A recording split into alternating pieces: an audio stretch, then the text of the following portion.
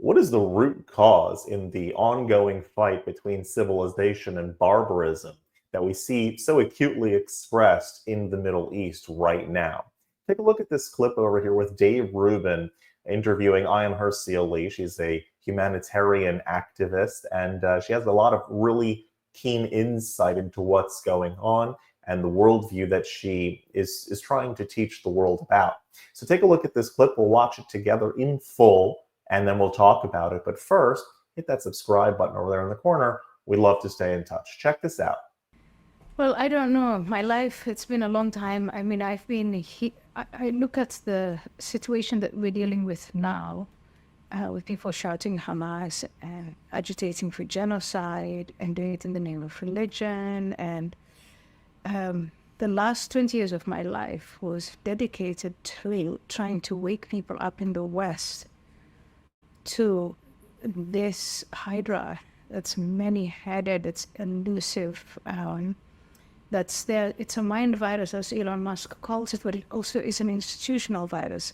And I think if you say, is my life a good place to start? You know of my life story that I document in Infidel. Yeah. And the reason why I told that story was to talk to this society that I adopted, Western society, Western civilization, about what things look like and feel like and how people live where I come from, using my life experience and my observations to tell you what you shouldn't throw out and throw away so quickly. As for ARC, I'm pleased with, I arrived this morning and I saw all of those different organizations that are fighting for our civilization in their own ways, with the limited resources that they have, with different audiences, all come together. And I hope that that's what ARC achieves, bringing us together, number one. And number two, setting priorities. And number three, setting our prides aside. And number four, and that's probably the most important thing, not to be put in a position where you have to fight for the same dollars. Or same donors. If the donor issue could be resolved and people, these little organizations, didn't have to worry about, fundraising, which is where a lot of time is spent, then I think we could become a movement for individual freedom and for everything that is good about Western civilization. Do you think that's shifting a little bit? Because just in the last couple of weeks, we're seeing a lot of donors dry up and say no more to the colleges, no more to Harvard, et cetera. So maybe they will shift a little bit. I hope they do shift a little bit, but I think we have to work to go to them and show them, you have the Ivy League colleges, Harvard, Stanford, Yale, Penn State, Columbia. We have students who are going there, who are cheering for the genocide of Jews. Are you kidding me? They're cheering for the genocide of Jews. I take it you're not shocked, actually, by this, that if anyone would have seen the end of this. I'm always shocked at the banality, at the brazenness of it, but I'm not surprised. Yeah.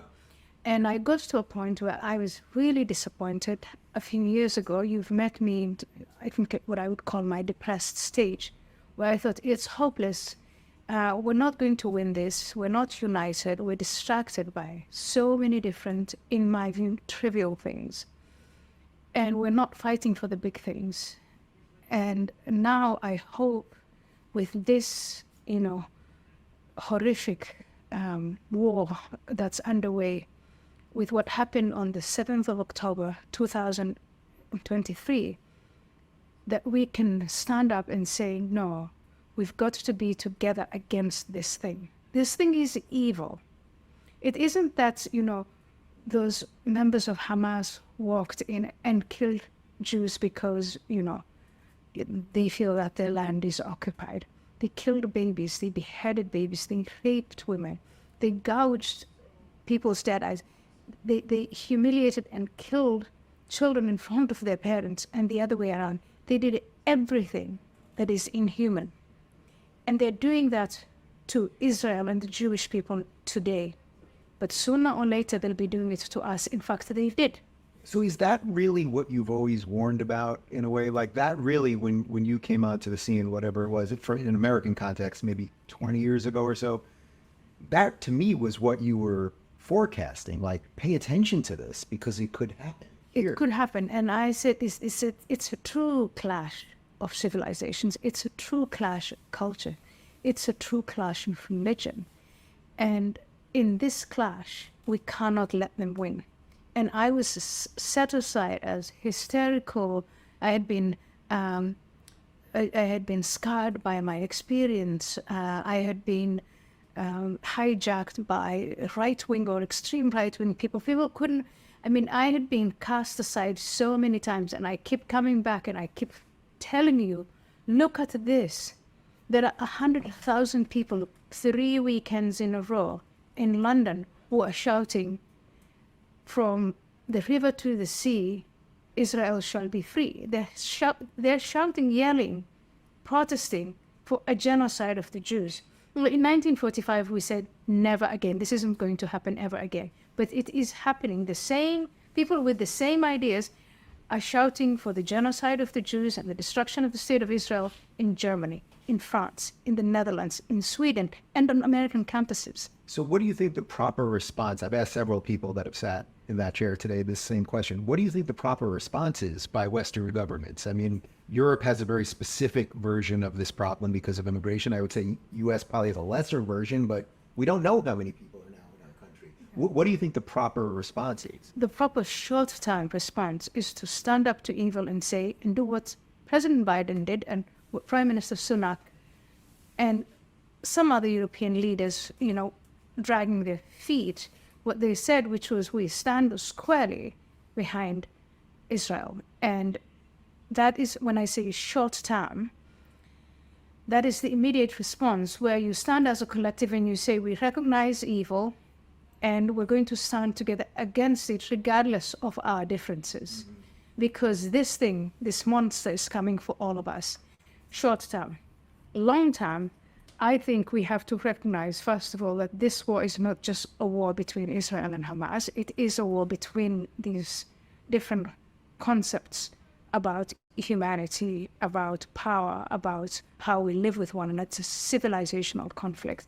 And we have to invest in winning that civilizational conflict by rescuing the minds of our students, by rescuing our institutions, by governing in a way that draws a red line between what we believe in, who we are, versus what they believe in and who they are. It ain't that easy, though, right? I mean, that's the real challenge is, well, what do you do now when you see? I mean, it must have been when you've been in London for a few days when you saw that march. I mean, yeah. These days you don't have to be physically in a place to see because it's all over social media. So I have. But for me to arrive, yes, here I happen to be Jewish, right? Like they're not thrilled with me. Yeah, absolutely. They're not thrilled. They're not thrilled with you either. But, no. We're in good company, I suppose. Yes.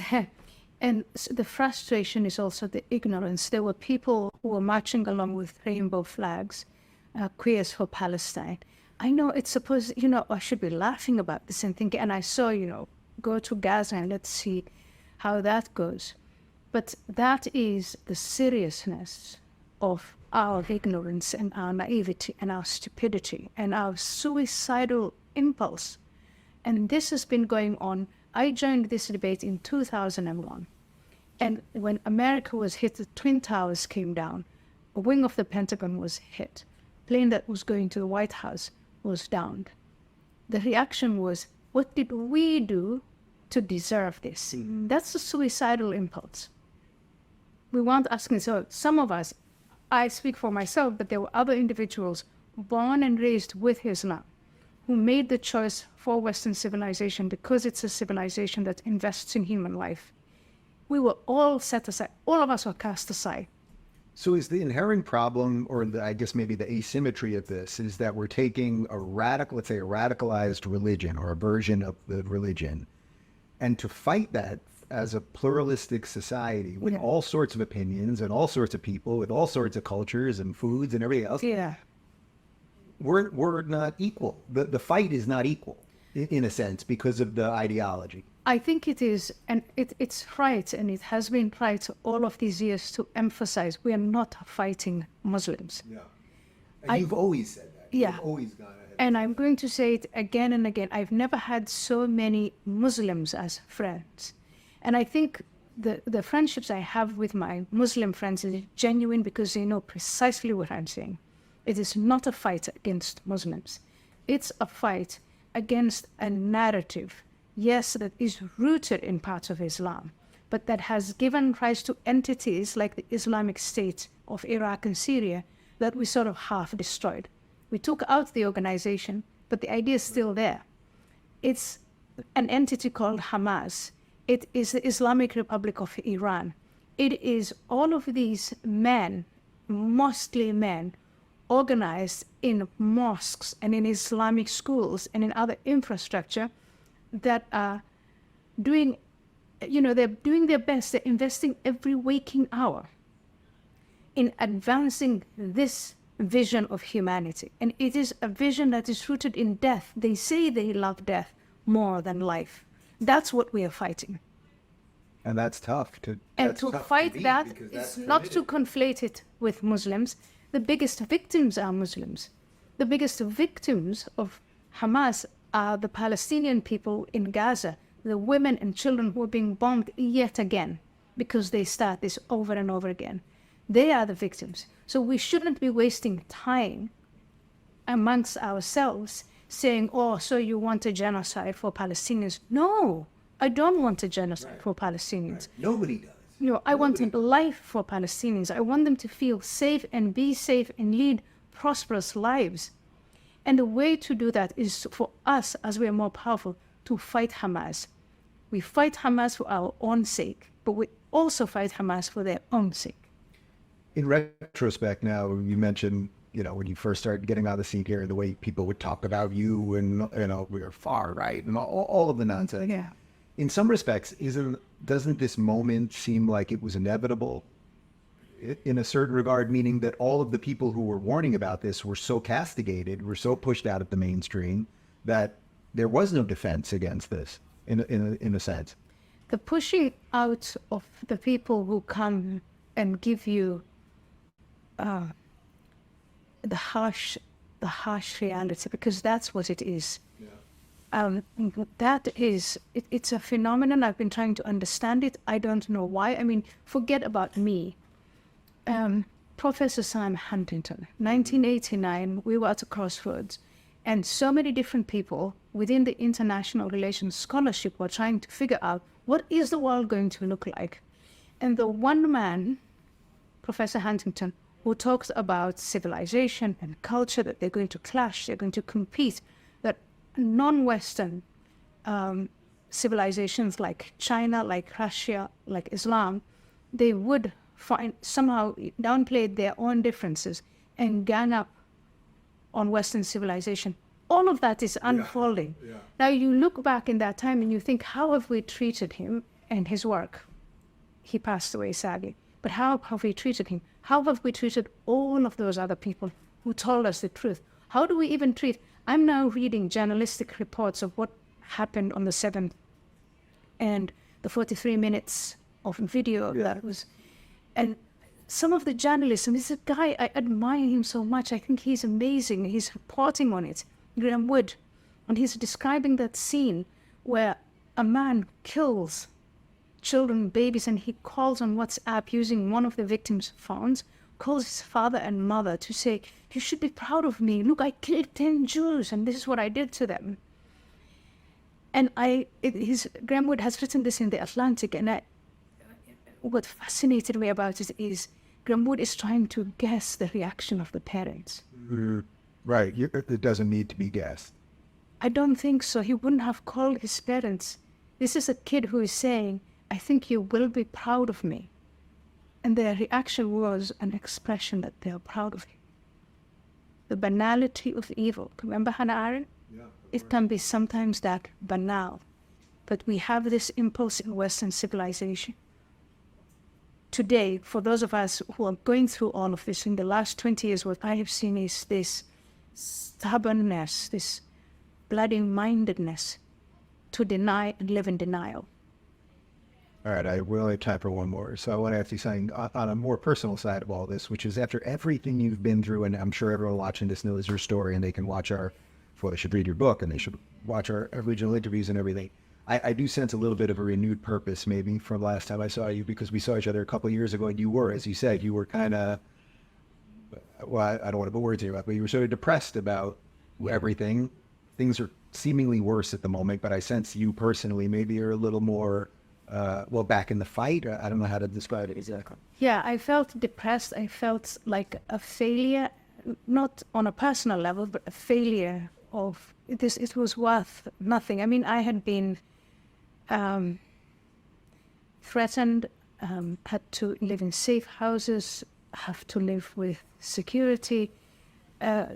Obviously, I sometimes ask myself the question, what am I doing all of this for? When the people who inherited it are just ready to throw it away, and that depresses me. And now I feel I'm doing it for my children. I'm doing it for my husband. I'm doing it for, I feel a sense of purpose. And I live in the hope that we will wake up. And I feel like we are waking up. Look at ARC, the fact that we brought all of these different organizations together who are all somewhat shouting in the woods all along. Mm-hmm. Today we're sitting together and trying to contemplate, who are we exactly? What is it we are fighting for? What kind of future do we want? How do we identify the enemy? What are the tools that we have and the resources? How can we salvage the institutions that we have? And that gives me hope. That puts me back in the mood of, yeah, I'm not alone. We are doing this thing together. But it always takes an atrocity to get us to talk about these things. We forget so easily and we forget so fast. Ayaan, I know you don't like extra credit, but I think Jordan's a prophet and I think you're an angel. So there you go. Well, David, thank you. So I do like how she ends it with a bit of optimism. We can always be optimistic, and we should be optimistic, because as much as the way that the world works is that it says in the book of Ecclesiastes, that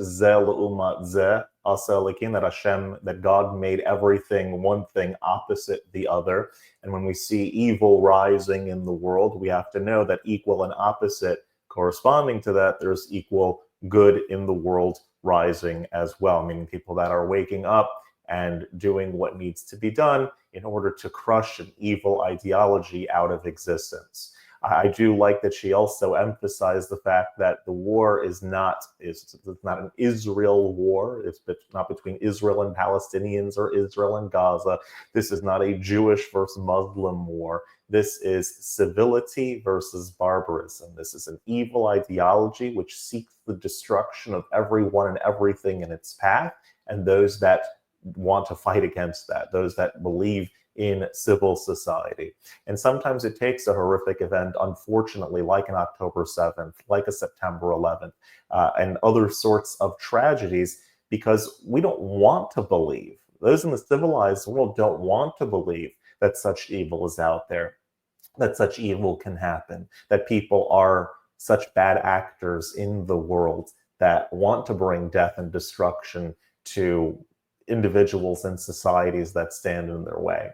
We don't want to believe that until there's no choice but to believe it when it's shoved in our face like that. But I'm glad that she spoke with such nice and calm words over here and ended in a bit of optimism. And if you like this content overall, hit that subscribe button over there in the corner. We'd love to stay in touch. Take care.